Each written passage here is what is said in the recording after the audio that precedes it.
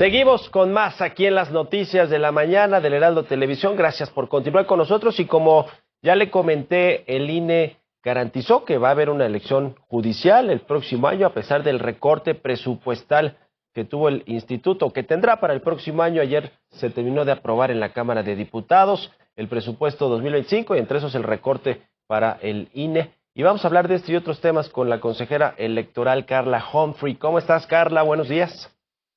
Hola, buenos días. Un gusto saludarte y por supuesto también a tu audiencia. Igualmente, pues a ver, el tema del presupuesto, no les otorgaron el presupuesto que ustedes enviaron o propusieron a Hacienda y a la Cámara de Diputados. ¿Se podrá hacer esta elección pues bien, de una manera que resulte pues en la organización, en la ejecución y por lo tanto en una buena participación ciudadana?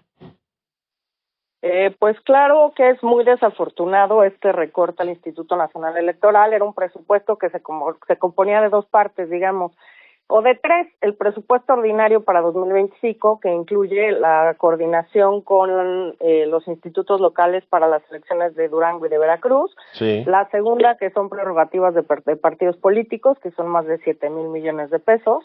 Y la tercera, un presupuesto precautorio, así ordenado por la Corte desde que iniciamos con las consultas populares. Este se componía del presupuesto para la elección judicial y una eventual consulta popular.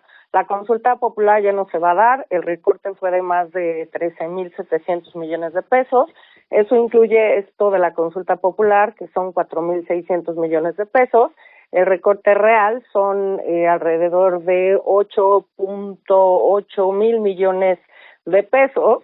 Por supuesto que el instituto había mandado un presupuesto para la elección del Poder Judicial, que era un presupuesto acorde a las necesidades de este proceso inédito, que es 28% mayor al proceso federal del año pasado. Tuvimos algunas reuniones con legisladores, justamente para hacerles saber pues las diferencias y la magnitud de este proceso electoral, que es mayor en términos federales al de este año, al de 2024, que sí hubo 20,708 cargos de elección popular en todo el país.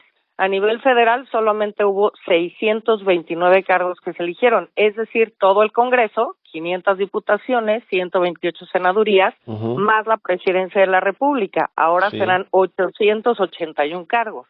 Vamos a tener, el año pasado fueron este año imprimimos 317 millones de boletas. Ahora serán el doble de boletas porque estamos calculando que por el diseño de la propia elección deban ser 6 al menos. ¿Esto qué quiere decir? Que el instituto claramente tendrá que ajustar, tomar decisiones para cumplir con nuestra obligación constitucional de organizar este proceso inédito, este proceso extraordinario para la elección de personas juzgadoras del Poder Judicial, tomando medidas como, por ejemplo, pues es absolutamente inviable instalar estas más de 170,000 casillas que instalamos para este proceso electoral.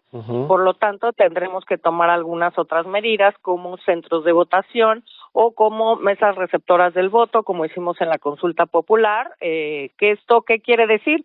Pues que la casilla no nos va a quedar a la vuelta de nuestra casa como sucede en una elección normal, porque presupuestalmente no da para eso, por el número de funcionarias y funcionarios que necesitamos. Primero nosotros como capacitadores electorales y supervisores para ir a tocar a todas las puertas del país en este proceso electoral 24. Fueron más de 12 millones de hogares para poder tener las funcionarias y funcionarias de mesas directivas necesarias en cada una de estas mesas. Por lo tanto, pues esas son decisiones que iremos tomando. Tendremos que tomar decisiones también respecto de las boletas electorales, que en procesos, digamos, compartidos, pues imprimimos en papel seguridad, que es como el papel moneda, ¿no? Con distintas medidas de seguridad.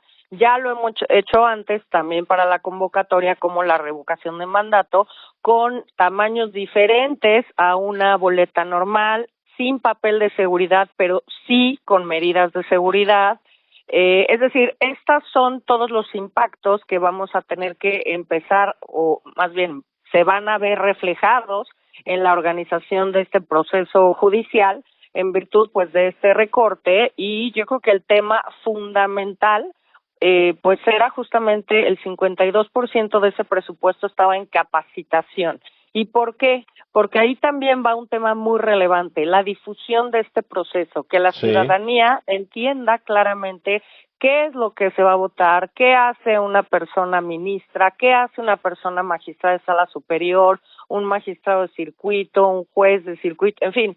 Entonces, eso requiere mucho tiempo, una difusión muy cuidada, muy clara, muy intensiva, muy eficiente, y pues en eso es obviamente en lo que el instituto va a requerir los mayores recursos para justamente que la ciudadanía, cuando llegue a estos centros de votación o mesas de votación, sepa qué se va a encontrar, que no es una boleta normal con emblemas de partidos, con nombres que probablemente ya conozca, sino con una serie de nombres ordenados alfabéticamente de manera progresiva, con un número y además con el poder que está proponiendo a cada una de las personas. Va a tener que elegir a un número determinado de mujeres y de hombres dentro de esas listas. Entonces, es un, digamos, trabajo muy minucioso que se tiene que hacer para que nosotros podamos transmitir a las y los ciudadanos toda esta información de manera correcta para que puedan llegar a votar. Obviamente tendrán el doble de boletas que tuvieron en la elección solamente federal, que tuvieron 3, y pues esto también requiere mayores tiempos de cada persona en la propia casilla para emitir sus votos. Ya. Qué complicado, porque pues ya nos explicabas varias cosas, Carla Humphrey, que las diferencias con la elección de este 2024, que fue una elección federal más de 20,000 cargos, pero como decías, 629 fueron los efectivamente cargos federales. Me llama la atención ese tema de las boletas. 317 millones se imprimieron para el proceso electoral 2024 y hacia el 2025 se espera imprimir 3 veces más, es decir, casi mil millones. No, estamos pensando en que fueran 6 boletas, tratando de simplificar esta votación, entonces serían el doble de las que imprimimos para, más de 600 millones. 600 millones, ni más ni menos que cerca o poco más de 600 millones de boletas, que bueno, pues todo eso requiere recursos y obviamente organización. En los tiempos, ¿cómo están? Porque junio de 2025, pues son 6 meses, poco más de 6 meses para que se organice y se lleve a cabo esta elección el primer domingo de junio. ¿Hay tiempo para organizarla? Te diría que son un poco más de 5 meses, pero bueno, la verdad es que los tiempos están muy ajustados, es otra de las razones por las que impulsamos esta prórroga, por 2 razones. Primero, para que este proceso tuviera una identidad propia y no se confundiera con una elección de partidos. Tener campañas con partidos, pues, y que estas candidaturas no participen o que los partidos no participen apoyando las candidaturas al Poder Judicial es un tema muy complejo. Entonces, separarlo un par de meses implicaba tener una diferenciación de campañas también importantes para que la ciudadanía también pudiera pues tener claros que eran procesos distintos donde no podían participar partidos políticos en el Poder Judicial. Los tiempos están acortados también por la propia dinámica que se ha dado, pues que ha dejado al INE en medio de una batalla cruzada entre el Poder Legislativo y el Poder Judicial. Nosotros seguimos recibiendo amparos, suspensiones, solicitudes de informes, etcétera. Seguimos esta batalla jurídica, digamos, cumpliendo jurídicamente con lo que nos exigen las personas juzgadoras, los jueces, en fin, y por otro lado, pues cumpliendo evidentemente con lo que mandata la Constitución, que pues ya desde la Corte se determinó que es una reforma que es válida y por supuesto está en vigor. Así que pues los tiempos están claramente ajustados a estas alturas del año pasado para organizar el proceso electoral, pues ya habíamos hecho la insaculación, por ejemplo, de quienes podrían ser funcionarios de casilla, la letra, por ejemplo, ya teníamos hecho los convenios con talleres gráficos, ya tenemos los diseños de todas las actas, con las que obviamente se hacen todas el escrutinio y cómputo en las casillas, los datos que se asientan ahí, etcétera, pues ya estaban avanzados. ¿Qué estamos haciendo? Recuperando toda esa experiencia y viendo claramente qué podemos utilizar. Un ejemplo adicional, nuestro paquete electoral está diseñado para 3 boletas electorales. Vamos a tener que rediseñar uno con 6 que obviamente pues implica más espacio, más carga para las personas presidentas de estas mesas receptoras de votación o de los centros de votación, y requiere que hagamos varios ajustes que pues tenemos que ir ya tomando decisiones. Hoy, por ejemplo, tendremos una sesión de Consejo General, llamémosle normal, con partidos políticos, y después de esa tendremos una sesión de Consejo General sin partidos, que es en la que se lleva a cabo la organización del Poder Judicial para tomar también decisiones respecto al propio Poder Judicial. Esta prórroga de 2 meses que ya les fue rechazada, ¿está ese caso ya imposible de que se vuelva a retomar o sí hay posibilidades todavía de ampliar ese plazo para la elección? Pues a ver, no fue un tema que se votó en ninguna de las cámaras. Me hubiera gustado que a lo mejor fuera un tema que se consultase. Nos llegaron oficios negándolos esta prórroga en respuesta al oficio que nosotros mandamos.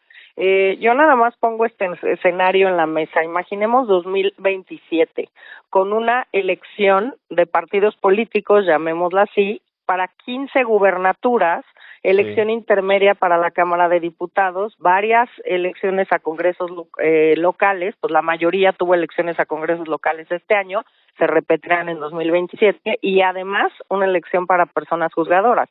Esto incrementa los costos de manera importantísima. Y un dato adicional, se han ido aprobando reformas locales en el Poder Judicial para hacer concurrente la elección del Poder Judicial el año que entra con la nuestra, con la federal.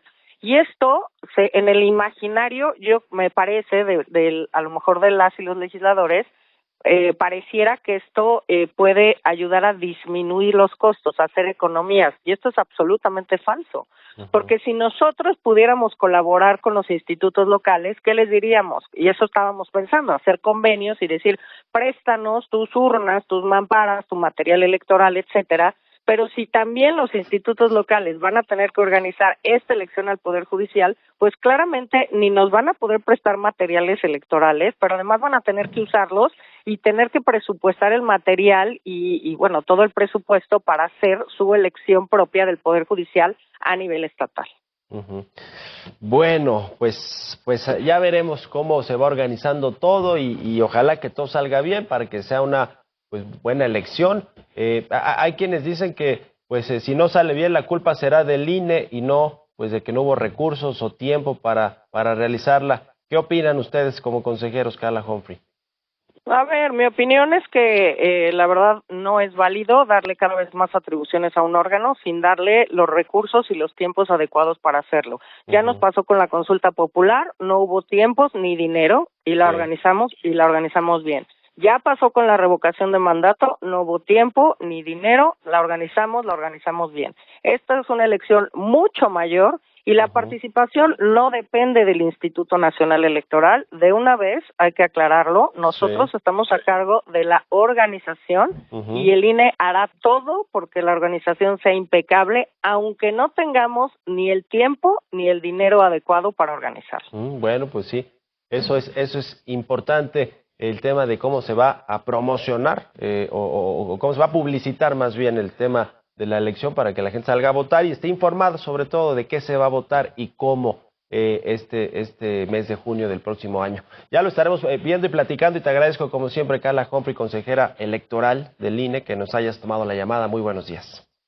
Pues yo te agradezco este espacio porque vamos a necesitar mucho a los medios de comunicación justamente para difundir adecuadamente pues todo lo que tiene que pasar en este proceso del Poder Judicial y la importancia de que pues las y los ciudadanos también acudan a emitir su voto en este proceso. Sí, siempre abiertos los micrófonos y las cámaras. Gracias, Carla Humphrey. Te agradezco mucho este espacio. Buen día. Buen día.